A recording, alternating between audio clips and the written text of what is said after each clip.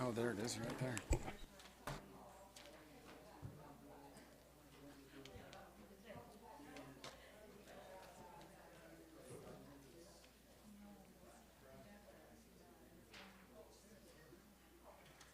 A little French and Dutch you got in you. So I would. Yeah, very good. I think we're about ready.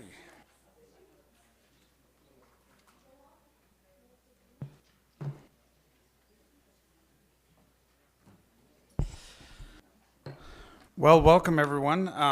It's 3:59, soon to be 4 o'clock, so we'll just go ahead and get started. I'd like to welcome everybody here to the Washington County Board of Commissioners meeting, and we appreciate everyone being here for attendance. We're going to start off our meeting by an invocation by Linda Van Wert from the Buddhist faith and also the Interfaith Council, and she'll be giving us our invocation. After our invocation, we'll have our Pledge of Allegiance by Major Bill Stay from the Utah National Guard, retired, and he'll lead us in our pledge. Thank you both for being here very much. Hi.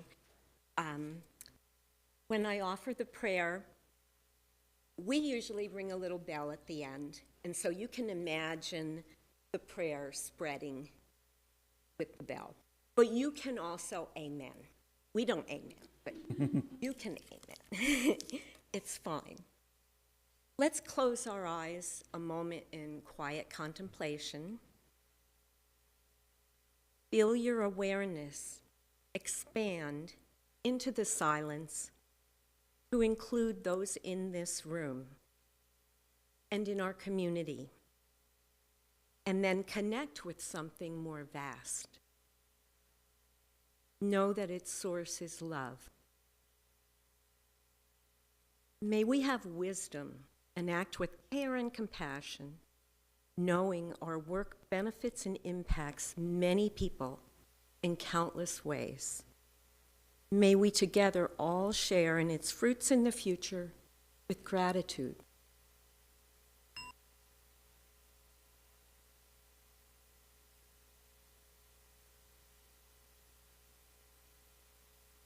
Thank you so much, Linda. Appreciate that.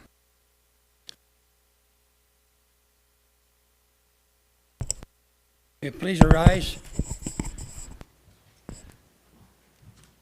For those who are veterans who have taken the oath of a military office, you're to render the hand salute during the pledge, all others placing the hand on the heart. Please repeat. I pledge allegiance to the flag of the United States of America and to the republic for which it stands, one nation under God, indivisible, with liberty and justice for all. Thank you so much, and thank you for your service, Bill. Appreciate you. As we start our agenda today, we're going to start with our consent agenda. The consent agenda is a means of expediting the consideration of routine matters. If a commissioner requests that items be removed from the consent agenda, those items are placed at the beginning of the regular agenda. Other than requests to remove items, a motion to approve the items on the consent agenda is not debatable. Mr. Chair, I'd like to make a motion concerning the consent agenda for approval of the following items. Item A, consideration of auditor-approved claims for payment for May 4th, 2022 through May 17th, 2022. Item B, consideration of regular commission meeting minutes of May 3rd, 2022, and special meeting minutes of May 2nd, 2022. Item C, consideration of administrative adjustments for real property. D, consideration of administrative adjustments for personal property. E, consideration of applications for property tax abatement, of which there's 6. Item F, consideration of payment plan for settlement of property taxes. Item 4. G, consideration of amendment extending the interlocal agreement and lease regarding Kolob Reservoir and management of Kolob Reservoir facilities. Item H, consideration of a contract with the state of Utah to provide bailiff and perimeter security at the 5th District and juvenile courts. Item I, acknowledgement of publication of notice of adoption for ordinance number 2022-1207-0 on Sunday, May 8th, 2022. That's my motion. Mr. Chairman, I'd second that motion. We have a motion and a second on the consent agenda. All those in favor say aye. Aye. Aye, the motion passes. Our first item is to recognize some of the great employees that we have here at the county and recognize their longevity here. You know, we used to give them a clock, and I used to joke around that was just reminding them of all the time that they had spent at the county. And so then we started this other thing where we now give them a plaque with the county commissioner's signatures on it, which I'm not sure is better, but there is a gift certificate attached to that. And we upped the ante when we made them start to come to our commission meetings so we could recognize them. And I'm not sure that they feel more appreciated or less appreciated by being dragged here. But at any rate, we do very much appreciate our wonderful employees. And Joel Tucker, I'd like to ask you to come up and let's recognize Lauren's daughter. It's 25 years with, can you believe it's been 25 years, Lauren? Time flies when you're having fun. Yes.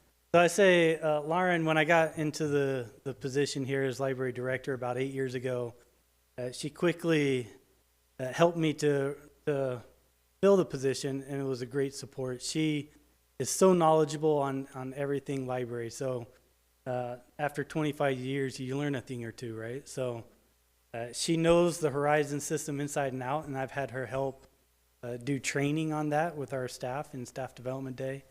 And just the last thing I want to say is she works right next to the school, right? So Hurricane Branch does a great job in doing teen programming and helping the kids from the school participate in the library.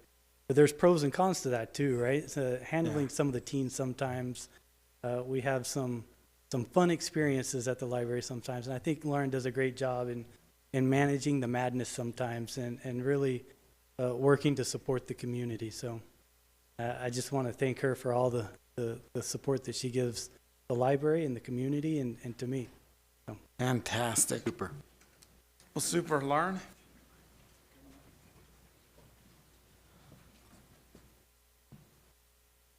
Always wondered how those teenagers treated your library. Congratulations.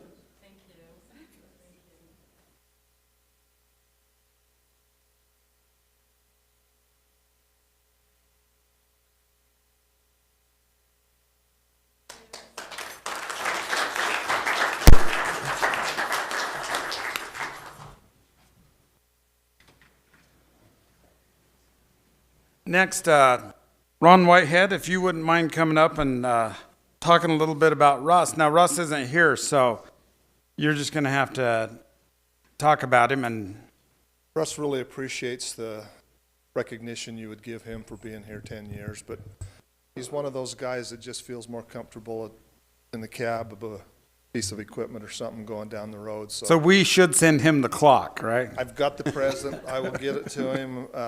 We've got a meeting set over there for Tuesday morning, so I'll make sure he gets it. But he did express his appreciation, but he's not one to really be in front of people a lot. He'd rather be out working. So he did want to tell you thanks. And Russ is one of the unsung people we have working out there that's up early, out late sometimes, out in the water, out in the snow, and does a lot of good work for the county. But we really appreciate him out there. He's been with us 10 years. I'll tell him we appreciate him very much. So. Thank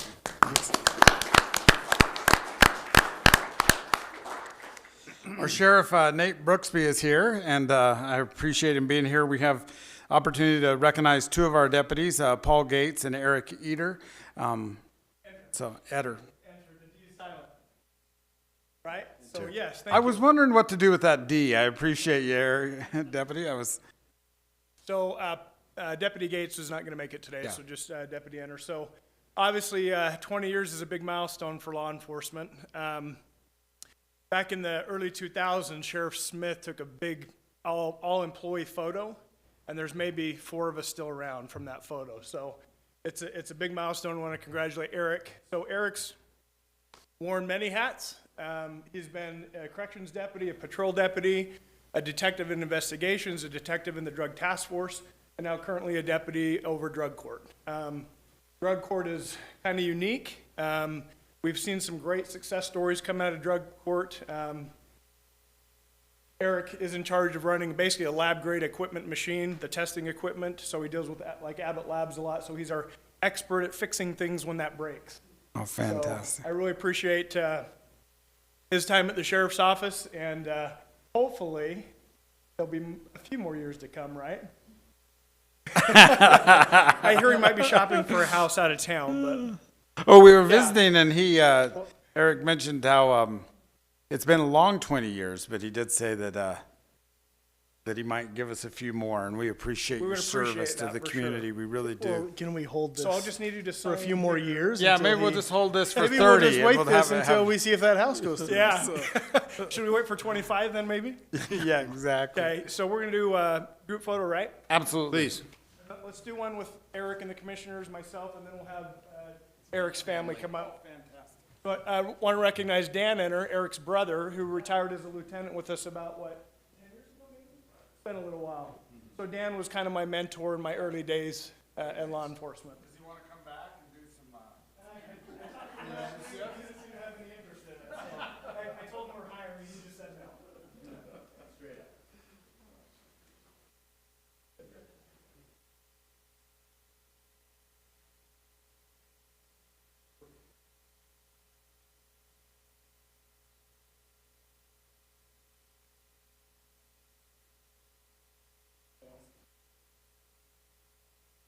Dan, don't be shy.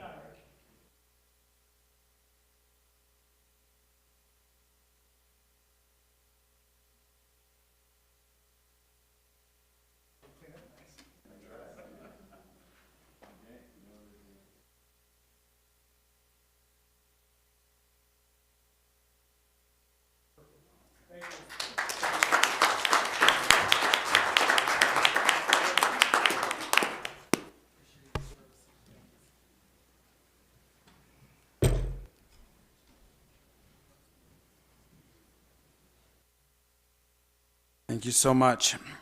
Well, our next item on our agenda is a presentation from Intermountain Healthcare. So, not sure, Mitch and company. Oh, fantastic. Cindy?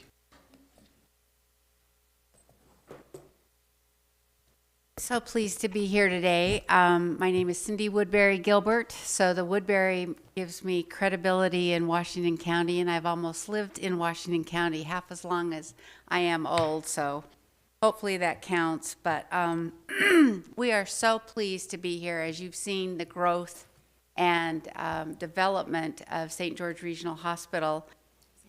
I became involved in this through Barbara Watson back in 1996, and at that point there was a little tiny hospital on 400 East, and since then we've acquired so many different practices in so many different areas that to be a level 2 trauma center is quite a nice thing to have in our little gem of a state.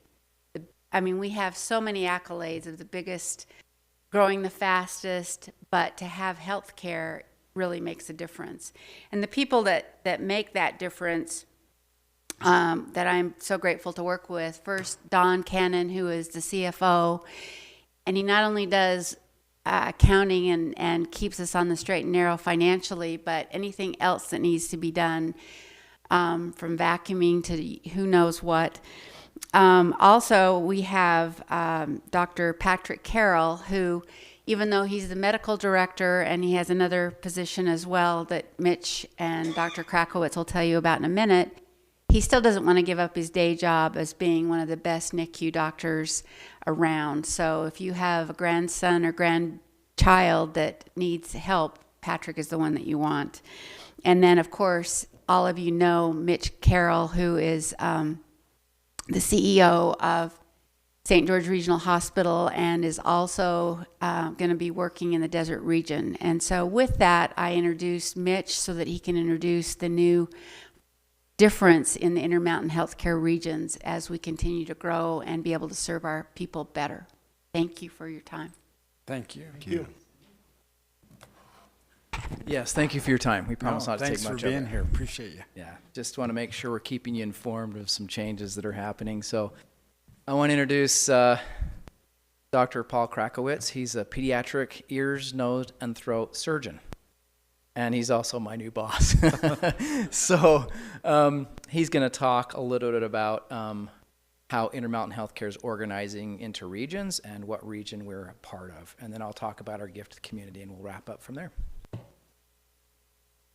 Thank you. And, it's a real honor to be able to serve this community, particularly for healthcare. And, right here in St. George is, I wouldn't call it the epicenter for healthcare, but I would say it's an absolute example of how great healthcare can be. And Intermountain has grown, as you guys can see right here with the map. And Intermountain started off in Utah and Idaho and has come in and out of Wyoming over time. And we've been very fortunate that we've had other healthcare systems that have come to us and asked, could we partner? And most recently that was SCO, which is Sisters of Charity of Leavenworth. And they are a system that is out of Kansas, Montana, and Colorado. And so April 5th, we closed and we've merged. This is not an acquisition, this is a merger of our two organizations that have come together.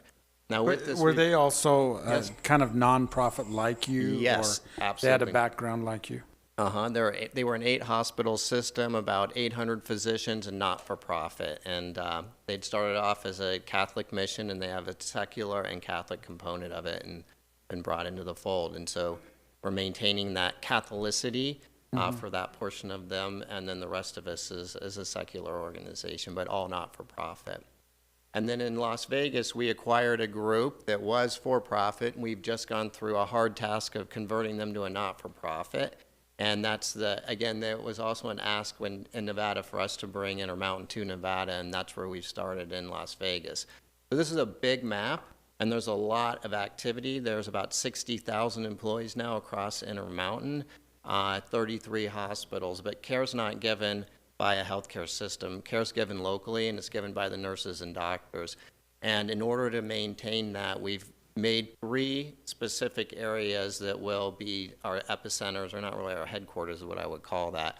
One is Las Vegas, and that is what we're calling for the desert region, which is southwest Utah, everything from Panguitch, Cedar City, and right here in St. George, northern Arizona, and then the state of Nevada. Now, when you look at these dots in these other states, our care is really given right now in southern Nevada around Las Vegas. And then obviously we have a large influence here in southwest Utah. But we just wanted to give you a quick update on that. This gives us the opportunity to stay small in a big organization and make sure that we focus on our communities and we focus on taking care of our patients and our caregivers. So I'm going to turn this back over to the group. Happy to answer any questions that you have, but really thankful for the time. Thank you. How big is the hospital in Las Vegas compared to our hospital? Oh, the favorite question. We don't have a hospital in Las Vegas. It's just a medical group that we're taking care of right now. So the hospitals are owned by other health systems at the current time. It's the one with the big spire that sticks up there by Fremont area. Yeah, it's that. It'd be an awesome hospital. Imagine that. I want to thank Gil and Victor and Adam and Kevin's here. The Ironman was a huge success, and you all deserve a lot of credit for that. And we spent time behind the scenes organizing it. Gil, you put together a nice medical plan. That's something you all ought to feel very good about, and I think we appreciated the partnership with you all. So on behalf of us, thank you for all that you did to make that a huge success for our community. As Intermountain grows, I almost made the slip of IHC. How do you grow and still keep yourself where you have been? I think that's leadership. And Dr. Kaler and I meet with every new caregiver that's hired at the hospital, and we talk to them about what's unique about our culture. It's not only the state-of-the-art equipment that we have and the beautiful facility, but most importantly, we reinforce the fact that every person is human and they deserve to be treated with compassion and kindness and care. So I think that's our responsibility. How much autonomy will the 3 regions be given as far as governance? Each region will have a board, So there's a lot of influence in decision making and empowerment to make decisions for local healthcare. So our hospital will still retain our board, and then each of the 3 hospitals in southern Utah will have one of their board members that participates on the region board. So I feel pretty confident that we'll remain very committed to local healthcare, supported by a bigger system. We simply can't grow and expand if we were just an independent hospital. Being part of a region in Intermountain Healthcare, we're going to have access to capital and more resources. And as our gift to the community illustrates, there are no shareholders. The shareholders and the money we make goes back into recruiting more physicians, hiring more nurses, and expanding the size of our facilities. We're salaried employees. So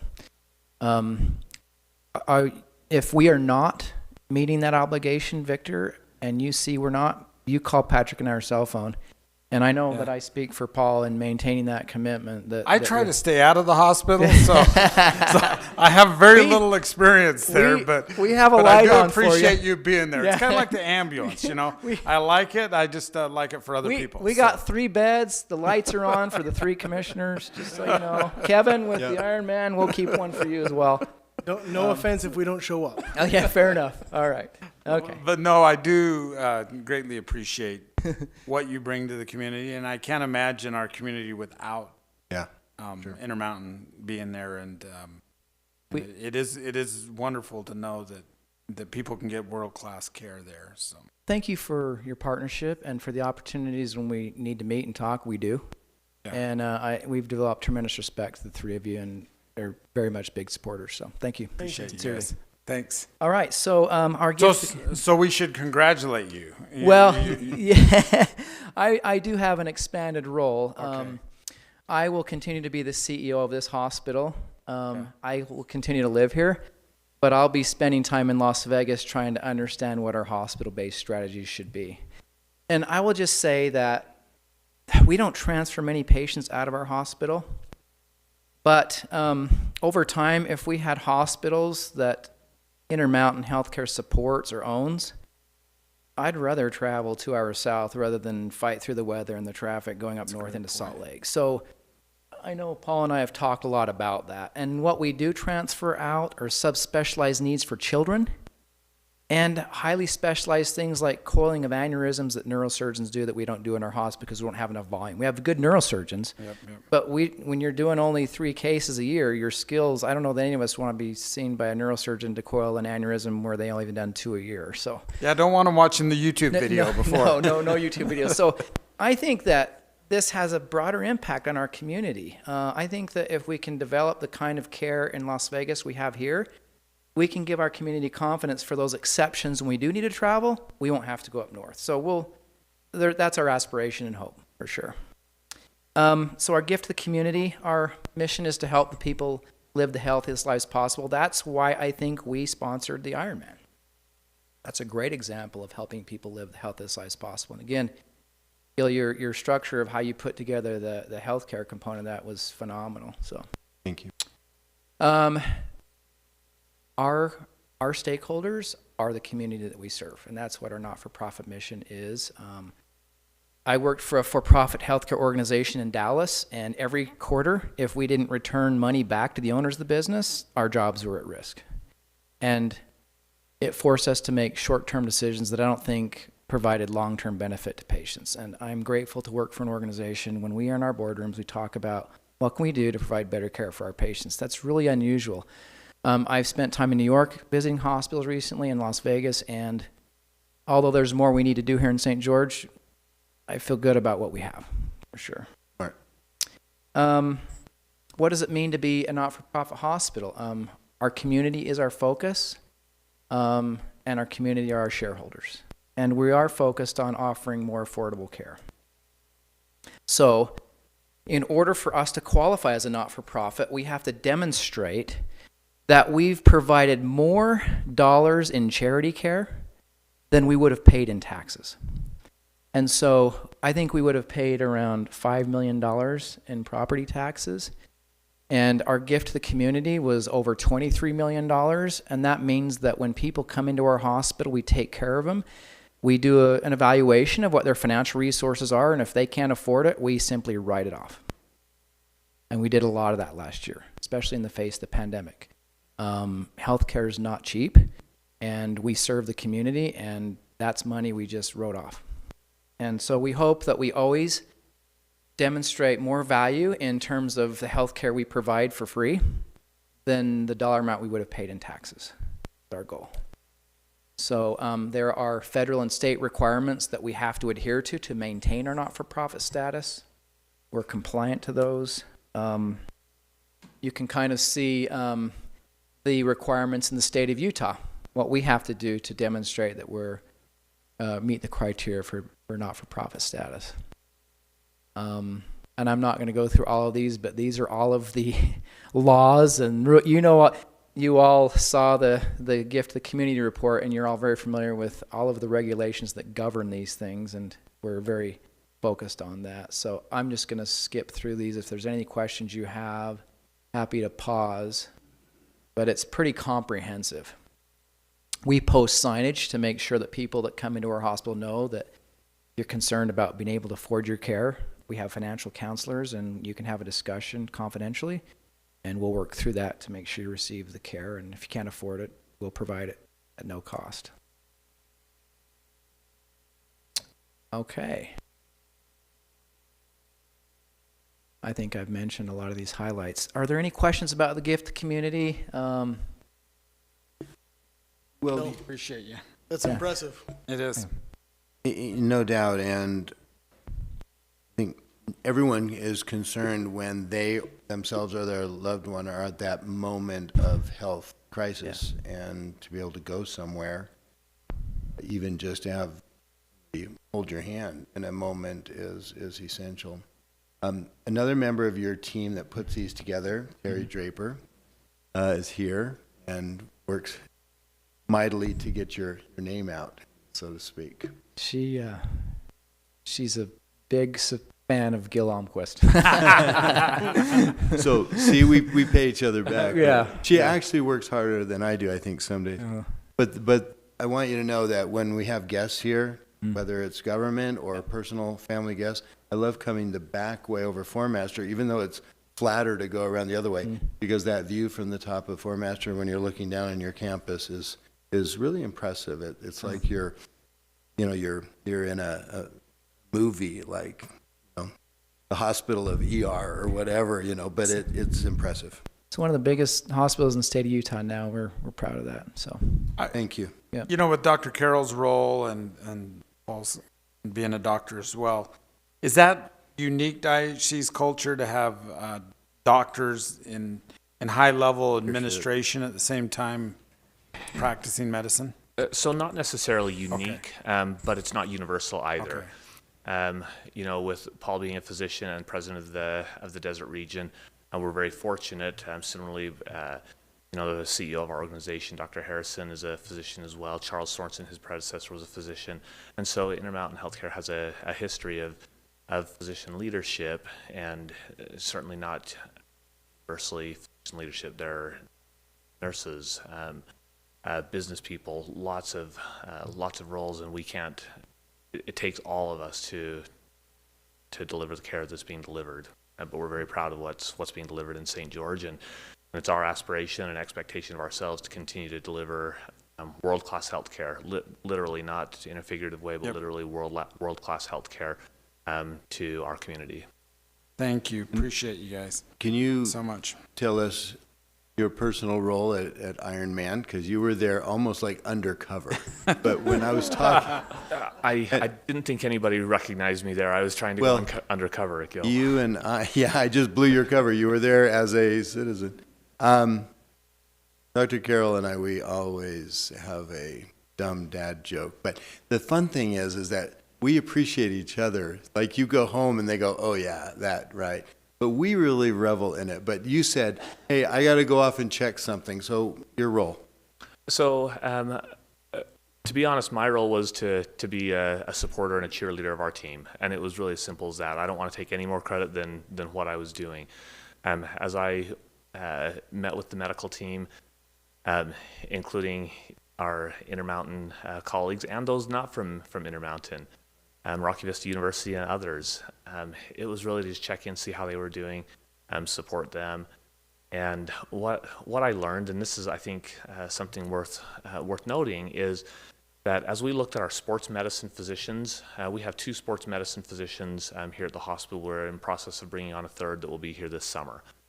And we have sports medicine physicians throughout other locations at Intermountain throughout the state. We had nearly all of them here supporting one way or the other the Ironman World Championships. And I hope there wasn't any sports injuries anywhere else in the state of Utah because not just the St. George team, but the sports medicine team from Intermountain corporate-wide came to support the Intermountain. That's great. Came to support the Ironman. So I was simply checking on people, encouraging them, telling them thank you, and that was my role, no more. I'm just impressed you're able to hear right now because Dr. Carroll and I stood in front of one of the speakers, and as an otorhinolaryngologist, you'd be very disappointed that we couldn't hear I couldn't hear for hours afterwards, and we stood right in front of that speaker. So as a doctor, I'm really disappointed. You didn't say, hey, we need cotton balls or something here. You talked to Iron Man to turn the speaker down. Something, Doc, come on. So I did put my AirPods in on silent mode, and I was able to speak in a normal voice and still hear. It was actually pretty impressive. I forgot mine in my truck, and I'm deaf now. So. Thank you for your support. Dissect one more thing for us. Now, a little doctor's term. New employees hired, 609 Yes. for 2021. I think, granted, you were also filling some voids because 2020 was so hard, and you were staffing as best as you could. But those are actually pretty good paying jobs. And in this market, when people say, I don't have a job that can support me in that housing or this or that. Would you kind of break that down a little bit for us? Absolutely. So you're exactly right. Some of those jobs were, there were people that were working at Intermountain and in healthcare throughout the country that for a variety of reasons felt like it was time to switch gears into something else. And so we had some replacement hiring, and St. George is, as has been noted, the fastest growing metropolitan community in the nation. And so keeping up with that growth is really important for us in healthcare as well. We hire individuals really across the board. We have individuals that are part of our EVS, or Environmental Services Housekeeping team. We have food services, we have nurses, we have respiratory therapists, we have phlebotomists, and we'll do phlebotomy training on the job. So somebody without phlebotomy experience can come apply for a job and learn how to be a phlebotomist while we're paying them to learn how to be a phlebotomist and then be a phlebotomist. We have nurses, nurse practitioners, physician assistants, physicians, administration. So it's across the board. There's people in so many different roles within Intermountain. Some of the positions that have been hard to hire, and I'm going to use our EVS and housekeeping team as an example. Starts at a wage at there's not a single person that makes less than $15 an hour at St. George Regional Hospital. Our environmental services team at this point, and if this could change in the future, but right now comes with a signing bonus of either $1,000 or $1,500 with training and full-time benefits, and really opportunity for advancement. We have I met have a friend who had been working in the lab, and she went to get her nursing degree, and so she was with Intermountain already, and just in the last 3 weeks transitioned from being a lab tech to working as a nurse on the floor. Didn't have to change companies, didn't have to lose any benefits, just continued on, but in a different role. And I like the phrase, well, what if you train people and they leave? But what if we don't and they stay? And so we're really committed to providing support and training, and if that means people have advancements, fantastic. That's what we want to see. To a point, I'll say this, Doc, is Mitch's new boss. Mitch and Terry and Dr. Carroll are absolutely phenomenal. We love them. If they ever leave, our attorneys are going to see you in court. We will consider an abject failure on your part that they left. They are wonderful people to work with us constantly. There is no time of work hours, and they do a fantastic job for the community. Agreed. Okay, Thank well, you. that means I have to give them a raise, so. That's up to you. All right, no, I totally agree. And, another great partnership is how we're able to use the schools here to help build the pipeline for better paying jobs and for more healthcare and keep this self-sustaining. And there's another city in our region that would be quite jealous of the number of employees that we're getting really great jobs for. So anyway, very appreciative. And thank you for bringing up for this team because they are amazing. And we will keep them here, promise. Thank you. Fantastic. Well, thank you so Thank much you. Thank you, for your Cindy. time and being Cindy. here.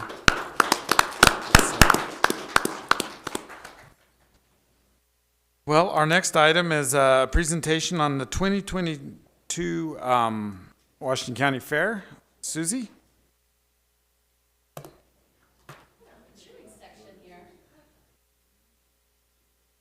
Susie Lavelle.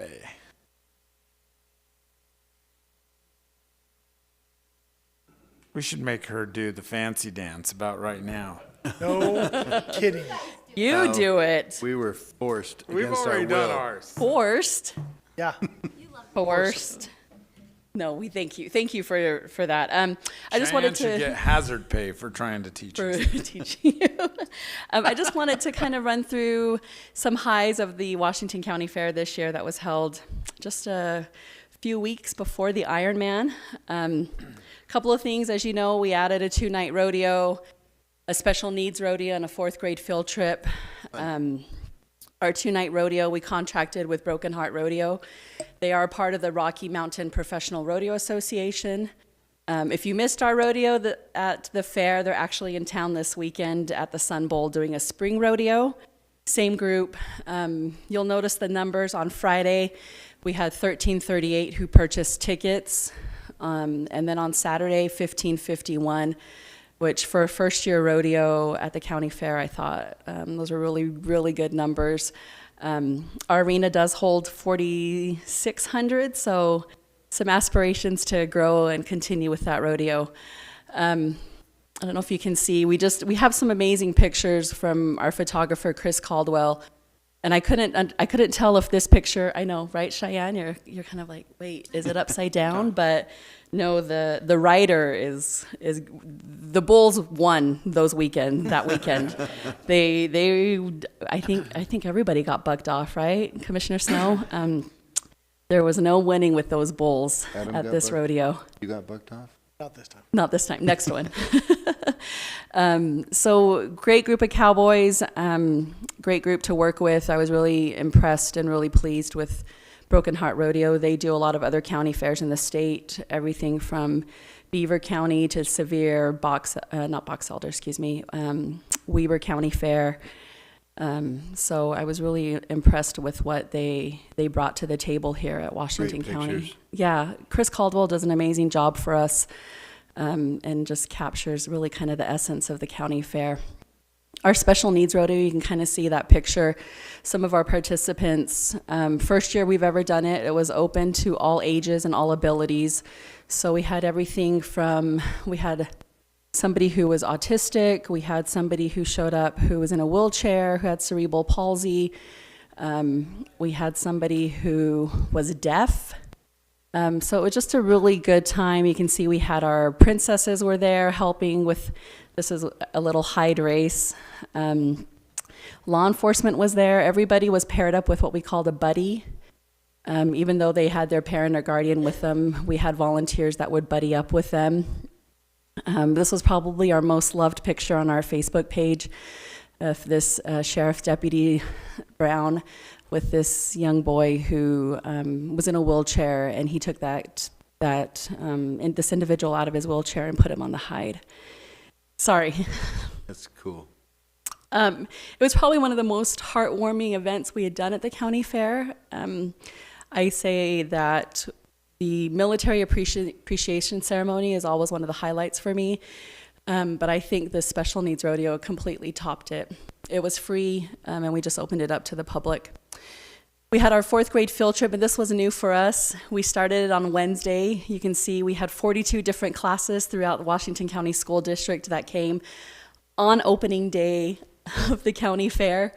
452 students on Wednesday, 530 students on Thursday. You can see we kind of took the first half of the school district from A to L and had those classes and those schools at the county fair. And if you've ever tried to feed 450 students in like minutes because they all are hungry, it was quite something to behold. I don't know how lunch ladies do it because these kids were like wanting that Chick-fil-A. We have 6 different stations that the students could visit, and this is Ben Scow, and he was really instrumental in making sure that this field trip happened. So they would go to 6 different stations, and here he was teaching them about wool and how we get our clothes and where, you know, what wool is used for. We had somebody who came and they did a plants and nourishing and taking home. They did a make and take, and so they got to take home plants. And then everything, we did a little nutrition class. And then they would learn about where milk comes from. Some of you might remember the cow from Scotland. It was used this year at the county fair. And so it was really fun. And then they would milk the cow, and then they would get a little carton of milk.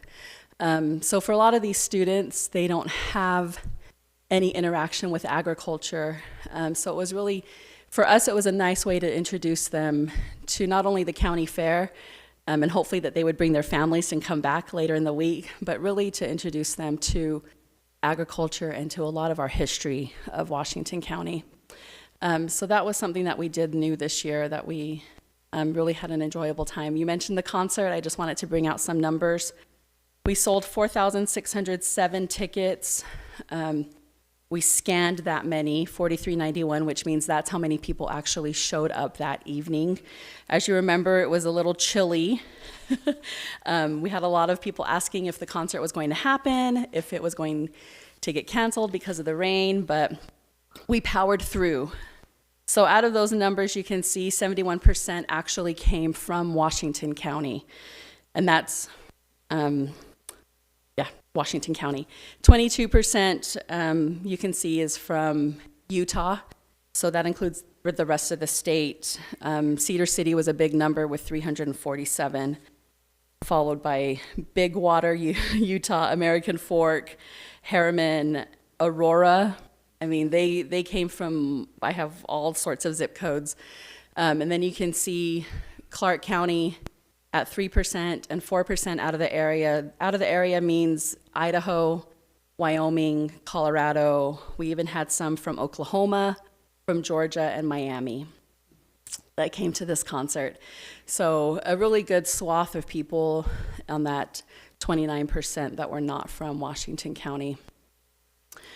We did a contest. Thank you, commissioners. I can't really see, but the little girl who won is Molly. She's I think a 5th grader at Red Mountain Elementary in Ivins. And she won our contest. So she won, her and her family. She had 4 tickets to Down on the Floor, and that's her on the shoulders of her dad. I don't know, I know Commissioner Iverson was there. You can't hear it, but he's singing the Fancy Like song, and you can kind of just see all of the people in that arena, which was really a cool sight to behold. You see the empty chairs, but actually they've all crowded the stage. So we had 400 people down on that arena floor, and they're all right there, probably trying to stay warm. It was a little chilly that night. Our Demolition Derby has been a mainstay at the Washington County Fair. Again, we contract, this is 4 years now with Stir and Dirt Racing. Again, they do a lot of other county fairs, Wasatch, Weber, all up and down the state. We sold 4,338 tickets. Out of that, you can see 88% are strictly from Washington County, St. George being the largest percentage. Out of that, then it's Hurricane and La Verkin, rounded out top 3 of people from Washington County. 9% were the rest of the state, and then 2% Clark County and 1% out of the area. Always a good time, thankfully. We did have one who was sent to the hospital. We had a crash that night, and out of precaution, they took her to the hospital. She actually won last year. She's out of Cedar City, and she just bruised some bruises, so nothing too major, but we're always appreciative of of Stir and Dirt and the efforts that they go to. This is always a big hit at our Demolition Derby. I think it's now a tradition because you've done it for 4 years now, Commissioner Iverson. I don't know if we can get anybody else to pretend that they are in fear of their life. Maybe you're not pretending. No, there is no pretending there. Always a crowd pleaser with those kids that are chasing you wearing that paint suit. Commissioner Iverson came out a little too early. He was all ready to go. You must have been really excited. And it was like only the second heat. And I said, Commissioner, you're in heat 5. Like, slow your roll. You've got some time. But he was just, I guess, revving up the crowd there, showing them what could be. Some fun things that we brought in this year. We brought in some fun attractions. This is Boom, the percussion group. So they just would travel the fairgrounds and play on their drums and play music. They would have the fans or the spectators also play on the drums. They were really good when there was a lot of lines, which that happened to be the case Friday night and Saturday night and the night of family night at the carnival. So they were great walking around. We also brought in the Birdman. He's out of Las Vegas. He brought in several exotic birds, and unfortunately, because of the weather, the birds could only come out on Saturday when it wasn't windy or raining, but he had a great show. We also have our mime who came back again this year, entertaining the crowds throughout the event, and then at night he turned into a bronze statue, waving goodbye to our guests that evening. A lot of entertainment. We had 3 community stages that we had. All of our bands and entertainers were all local. One of our crowd favorites is the Mad Scientist. He's a local teacher, Reed James, and he comes and he puts things, he lights them on fire. Always a crowd pleaser. So we have him back every year because science is fun, right? That's what we learn. So you get a show and you get education at the same time. We also brought back one of our favorites, the Rock Bottom Boys, they're always a fun crowd pleaser, and then some of our local dance groups. I just wanted to kind of remind you that we also do our junior rodeo on Friday, and our barrel racing. We have our city princesses who are there and just are a ton of help. They're there passing out awards, or they're helping at our special needs rodeo, or helping with tickets. They're all fantastic, including our own Miss Washington County and Miss Greater Zion. We added at the junior rodeo a hide racing, and this is, I think, what you're supposed to look like when you do the hide race. I don't know which one this is, but given the mullet that he's sporting, he's a professional. This is not what it's supposed to look like. The hide had flipped. There was a lot of smack talk between Ed Tracy and Commissioner Iverson, and I don't know who did it best. But That's a great shot. You're holding on for dear life. So I don't know. Well, I didn't want to end up like Ed, so I was trying to make sure I balanced that hide somehow. But I heard you did not come in first or second or third. Yes. Yes. Yeah. But I heard you came in fourth, right? Yeah, because I had to have a redo. There was So out of 4 people. I scratched the first one, so yeah. But he didn't have to go to Intermountain. That's Didn't have correct. to go to We didn't have to call the ambulance. However, I did bruise my hip, I think. Did you? I needed to be a little older. You should have worn some padding. Yeah. Could have found you some padding. This year, our spotlight city was Hurricane City, and this was at our parade where we recognized former Mayor John Bramall. He was our Grand Marshal. And as always, we have prizes. Yogurtland just knocked it out of the park for the second year in a row. This is their float. They did an Encanto theme, which is super hot right now, and to go along with our theme, celebrating culture and heritage. Again, we have boxing. It's a 98-year tradition at the county fair. I don't know, this shot's amazing. You can't really see it, but there's water or spit or something flying out of this kid's mouth. But 98 years at the county fair. We had 29 different bouts at the county fair this year, which is huge. That's a lot of fighting. Was that a padlock on his belt? Yeah, I don't get it. Yeah, I know. I If anybody noticed that. knows, I know. And the fights in whistle. jeans? I don't know what the whistle is. Like, I don't know if it's like, hey, we're done. Like, You showed that picture. most of them come from clubs, and they're They quite do. well, prepared. This looks like a couple dudes just Yeah. getting out of the They audience. didn't get invited from the club, right? They just came up Hey, from look, Vegas. we found these gloves. Those are massive. And those gloves are pretty massive. We're gonna have to ask Amy and Clay about it. I'm impressed he's fighting in jeans, and I want to know what the padlock is for. I'll find out for you. Thank you. I was about to ask the sheriff if he recognized the tattoos The that one of tattoos. his clients, so customers. So yes, 98 years at the county fair. Again, one of our favorites is our military celebration. This year we honored our Korean War veterans with a ceremony. Vietnam. Yes, thank you. Korea was last year.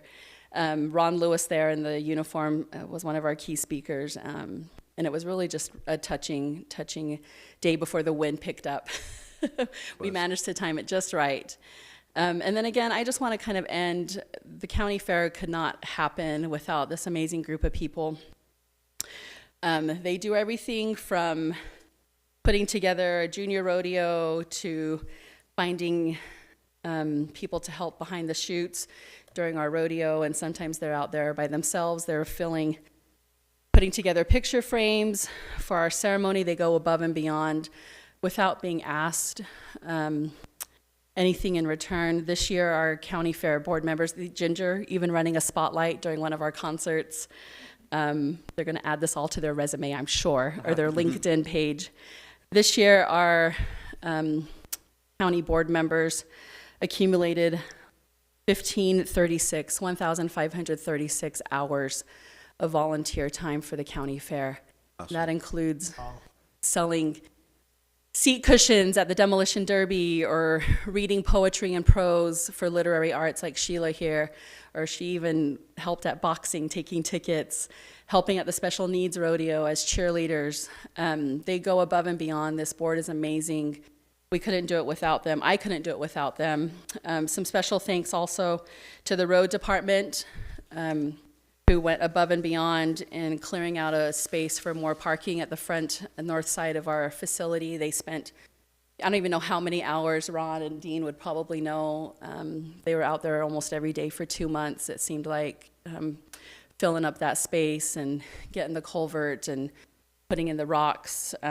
Special thanks to our sheriff's office, who manages our law enforcement and coordinates with all of the other cities and other local law enforcement agencies to make sure that our guests and our spectators there are safe. This year we made sure that we had an emergency plan, that we had emergency exits, that we knew what to do in the case of an emergency, and we hate to think about it, but if we ever had to shelter in place or anything, and we had those plans ready to go and in place. Another special thanks to our attorney's office, who had to read countless contracts that I sent over, specifically Stephen here. Really, it's such a group effort to put together the county fair, and I am incredibly blessed that we have a group of people here at the county in our community who are willing to help. Our dates for next year, adding in the 2-night rodeo, will be April 14th. Oh, that should say 23. April 14th through the 22nd, 2023. Again, starting off with a 2-night rodeo. And then the big question everyone's been asking is, who are you going to get for your next concert? So we've already started. We've been talking about it, Brittany and I and Kevin, and I don't know, time is of the essence, it seems, but we know what we're capable of, and we're very thankful that you as commissioners allow us to kind of run with it and go with it and bring a really good event to our community. So thank you. Were numbers were about what they were last year a little bit? Yeah, the weather didn't help us. Yeah. On Thursday, we had that massive windstorm, and that turns into a sandstorm when you're out in hurricane. So our numbers on Thursday were down, even with the free admission from 2 to 6 p.m. Friday, our numbers obviously picked up, but they didn't pick up until about 4 o'clock. When the rain kind of stopped, and then we had those 4,500 people who came to the concert. Saturday was a madhouse because the weather was so nice. We did see an increase in our admission numbers, but surprisingly a decrease in our carnival numbers. Interesting. Yeah, so. Well, I think, when we first started looking at this time of year, it was going to be 1 out of every 5 years was going to be a little bit blustery. and now we have 2 blustery years. So I'm Yes. expecting next year to be perfect. Yes. And, Well, and the same thing happened on our rodeo weekend. Yeah. Our special needs rodeo was great, and then again so blustery, and then it died down at 7 p.m. right before grand entry. Yeah. And the weather was gorgeous, and we had an amazing sunset and the backdrop of the rodeo. Well, I was in really worried Zion. about the concert, and I was telling the other 2 Yeah. commissioners the story that we know that your dad's a man that has some He has a lot of influence faith. upstairs. He has more faith And than so I. I told Susie she needed to get her dad on the job praying for, a tempering of the weather. And actually, I think he came through for us. So. Yeah, but it took me a while, right? Yeah, I yeah. didn't- If you would have, I if you would have didn't got him listen at at 2 first. hours before that, it would have been a little. Yeah. But great job.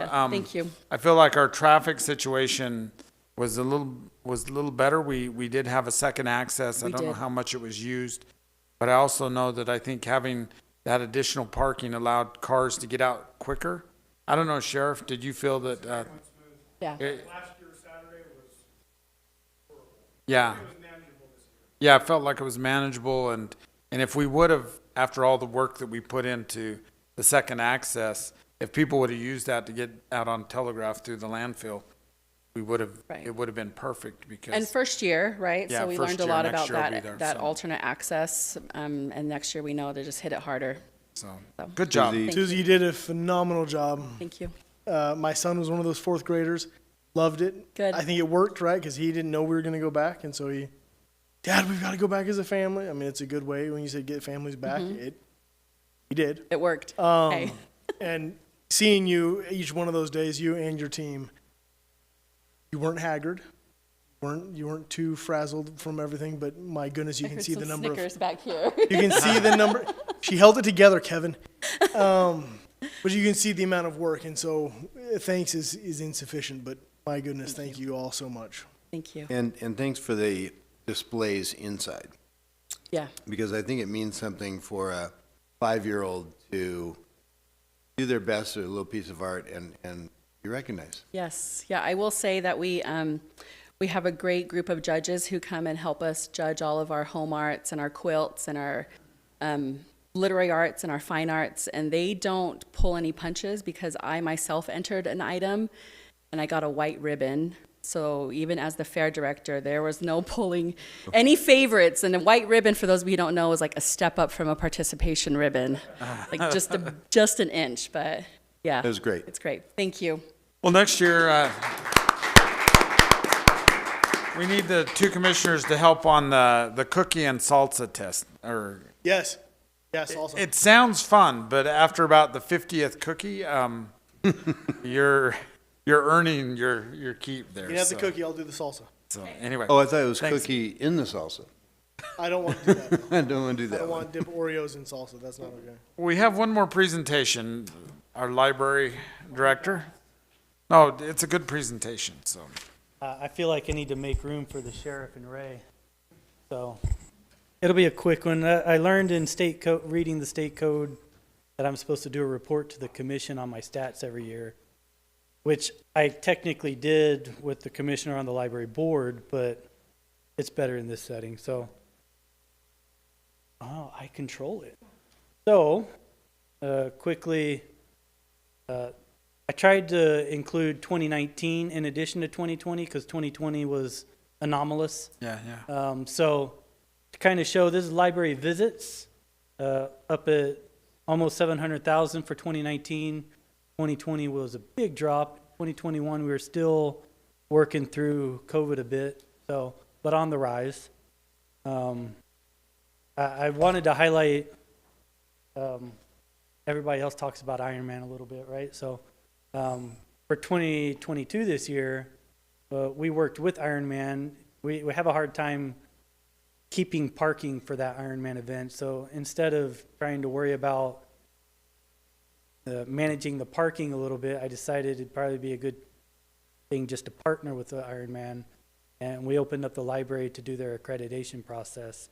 So media check-in, VIP check-in, staff check-in, they all came to the library. So that represented about 1,400 visits during that 1 week. So As I got off the bus getting Good back from the partnership. reservoir, I don't know why, but this lady and her daughter had asked me if I knew a place where, I guess they needed to change or something. And I was like, well, the porta potties, but I could tell that wasn't going to work. So I didn't know if you guys were even open, but Not on Saturday. I was able to, you were open. So I guided them in and For Saturday? yeah. Oh, well, the St. George PD takes over the building, so Okay, well, we weren't actually open, but they seem like legit people. they so didn't get I arrested, so I'm sure it's okay. I think they, I think they were appreciative. So thank you. So, just wanted to break this out a little bit. I thought it was interesting by branch. You can see this is 2019 versus 2021. St. George has taken a pretty big hit in usage in visits. The small branches are still a lot smaller than the big branches, but getting some good visits. And I just wanted to highlight here, Hilldale is my busiest small branch and has been since it opened. So I consider that a success in the numbers. Circulation, this is the column on the left is the total circulation. The column in the group in the middle is the electronic circulation, and the group on the right is the physical circulations. So as you can see, physical took a big hit during COVID, 2019, 2020, and 2021. The red bar is 2019, the middle bar is 2020, COVID. 2021, we're on the rise in our circulation. And I also wanted to highlight here the electronic resources are on the rise. More and more people are using those, but they still pale in comparison to the physical checkouts. So, interesting stats. Number of library programs. We had a lot more before COVID, and we're a little slow getting back up and running. A little bit of that is people aren't as willing to come in, or weren't as willing to come in, so we didn't have as many programs. But as people are more willing to come back into the library, we'll hold more and more programs. And the more programs we have, more people will come. So kind of codependent relationship there. So internet usage, this is more the red bar is lab computer use, and the orange bar is wireless access. The 2019 lab use went down in 2020, which was expected. A surprise to me was 2021. It went down again even from 2020. So I think part of that might be during 2020, people had to get their own, maybe, and because they have their own technology now, maybe don't need the library as much for that. It's still getting good use, but not where it was in the past. This wireless little blip on the right here, I think that's kind of a mistake. In the past, we tracked how many people, when they access the Wi-Fi, we counted it, but I think it's only counting first-time usage here. I think it's a mistake, and I'm hoping that next year it pops up to where it's supposed to be with the help of IT fixing that problem.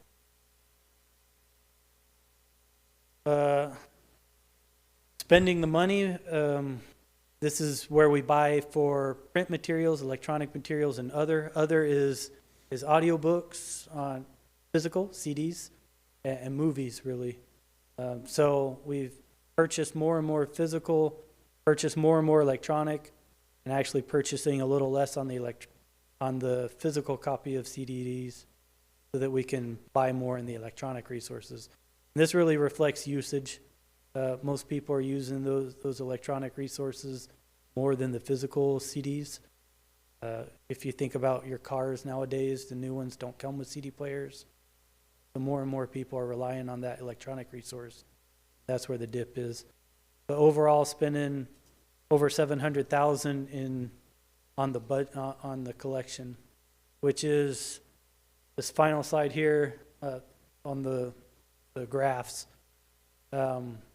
It's a benchmark of the state to use 15% of your expenditures on collection development. So that's buying books, buying ebooks, stuff like that. And we're above that, riding about 16%. So doing a good job in that area. I'll fly through these pretty quick. We budgeted for $4.8 million in 2021. we spent 4.5, and then we actually brought in 5.1. So we were well below budget and did a good job. Some of that we're trying to save for future libraries. Future library down south is our main focus. We were looking at Little Valley for a while. We're looking at Desert Color. Really just that's where the growth is for Washington County, and we're trying to consider that in our future options. I like good partnerships. I've been looking at libraries in Salt Lake County where they partner with the tourism office for an event center, or they partner with the rec center or the senior citizen center. I like that idea, that concept for libraries of the future, being able to partner with other facilities like that and create more kind of a community center, if you will, where the library is part of that.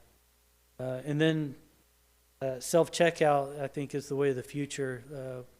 You go to Walmart and you see the big self-checkout aisles, that a lot more people can fly through those pretty quickly. And I think that we have self-checkout in the library as more kind of here's another option if the line gets long. I think the future will probably transition to more self-checkout as your primary option, but we also have staff if you really need to talk to a staff member and go that extra step in that direction. The intent of this slide was basically to highlight that we are pulling in grants, and I'm using some of those grants. Some of the technology that I've bought is on back order, so we might have to shift gears on these grants, but still making good use of that area. And then flood mitigation behind the St. George Library. That's been hit several times. We just spent quite a bit of money to have that built up. Really poured some concrete down, sloped it up so that it will drain away from the library and not into my basement. So I think they made it look good. They've already added art to the area, and see the future as, where's my wood, flood free, right?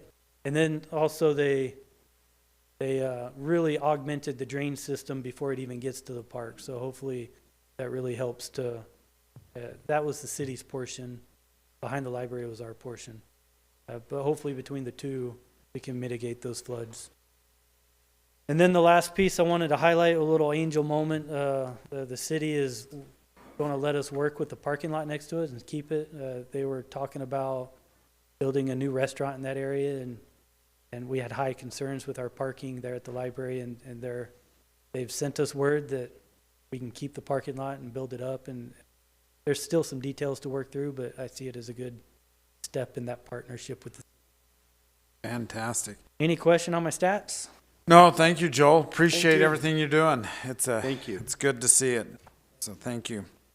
Very good. Our next item is our emergency service report from our Washington County Sheriff's Office. Sheriff Nate Brooksby. Right. Hey, just a quick update. You know, a few weeks ago, we had a couple deputies rear-ended an I-15 by a semi, pretty serious accident. Yeah. We're very fortunate that they just walked away with some bumps and bruises, nothing serious. When you So, see that yeah, that truck, totaled it's out that incredible. truck. Holy cow. Yeah, so semi was doing about 70 miles an hour, and they were to stand still, just directing traffic, helping UHP out with the crash. So we've had one return back to work, and the other will be probably a couple weeks out. I just wanted to give you an update there. So for the search and rescue report, for the last month, we've had a total of 8 calls. 3 in-county residents, 2 out of county, 3 out of the state. Common areas like Bear Claw Poppy, mountain biker crash. This happened to be a compound fracture. We helped Colorado City Marshal's office out with a missing person case. Snow Canyon in the lava tubes had an injury down in the tubes. We ended up having to carry a female out. A crash out on Apex Road. Injured mountain bike on the Lavercan Twist out by Victor's neck of the woods, right? Yeah. One that stood out pretty serious. So an 80-year-old male was rappelling in Snow Canyon and fell about 30 feet. Banged him up really well. Some high probability that fall would have been fatal. I believe that our volunteers saved a life that day. So, stranded hikers up on Yankee Doodle. UTV crash at Sand Mountain. It seems like we'll get one of those at least once a week. And then obviously the big event, Ironman, was successful. So we had Sheriff's Office search and rescue volunteers come to southern Utah from 12 different counties. We had the state DPS dive team down here. We had 160. So I went to the volunteer dinner. We fed them the night before and did a briefing before the event in the morning. So between our search and rescue, swiftwater, dive personnel, we had a good portion of those volunteers that were not on search and rescue. They just came out to help. We did a vetting training probably 3 weeks before the Ironman where they came out, signed up, and we made sure they at least had some basic levels of water safety skills. We ended up pulling out of almost 3,000 athletes. We pulled 46 athletes out of the water, so comparatively it's pretty small number, but it kept them busy through the swim. And I want to throw a shout out to Kevin Lewis. They've been very good to work with. Tourism have been very good to work with this year. So we want to appreciate them, and I know it's a major event, right? Okay. So yeah, I think that's about it. Fantastic. Thank you, Sheriff. Appreciate you very much. Now we have our purchase request, Ray Boyer.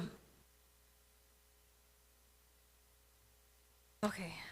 You ever notice that Ray is always here asking for money? Yes. Yes. But it's spent wisely. Yes, it is. I only have a few here, so I'll try and make this fast as I can. The first one I have here is for two new to us, used GMC terrains for our motor pool. This will be a total of $63,000. Next couple are for tourism. The first one is for video production for Greater Zion footage. This is for $11,461. The next one is video production. This is for Ironman promos. This is for $12,496.11. The final one is for the Dixie Center / the Wildlife Museum. The air conditioning unit has broken, so this is for a replacement. It's a 10-ton rooftop AC unit with a new carrier RTU. This is for $17,277. This includes materials and labor as well. You know, I think if we don't fix the air conditioning, it can feel more like an African safari when people go in to see the animals. Yeah, I'm really good with that. They can really kind of feel the Get mistress. Yeah, exactly. Get some flies, yeah, exactly. So. Mr. Chair, I move that we approve the purchase request as read into the minutes. Second that. We have a motion and a second to approve the purchase request. All those in favor say aye. Aye. Aye, the motion passes. Thank you so much, Ray. Appreciate it. Our next item is item 7, consideration of resolution R-2022-2951, a resolution approving an agreement with Simpson Coulter Studio to complete engineering, security, and architectural design services for a Purgatory Correction Facility medical unit, booking expansion, and short-term housing. And our county administrator is not here right now. Devin, do you have any discussion on this contract? It's just Sure, I do, and I probably should mention that the costs for this contract are actually the contract amount is being paid with federal funds through ARPA, American Recovery Plan Act funds. Just thought I should make that clear. But this is a contract for architectural services for this jail expansion. So this architect also helped with the needs assessment, so basically helping the county determine, what exactly would they need from this expansion, like that. And so they're a perfect fit to actually go through and prepare the plans at this point. exactly. Mr. Chairman, I move that we approve resolution R-2022-2951, approving an agreement with Simpson Coulter Studio to complete engineering, security, and architectural design services for Purgatory Correctional Facility medical unit, booking expansion, and short-term housing unit. Second. We have a motion and a second. All those in favor say aye. Aye. Aye, the motion passes. Item 8 is just our commissioner's report. We've had a lot of reports today, so I'm kind of Move to adjourn? moved to adjourn. Second. Thank you, everyone. Thanks.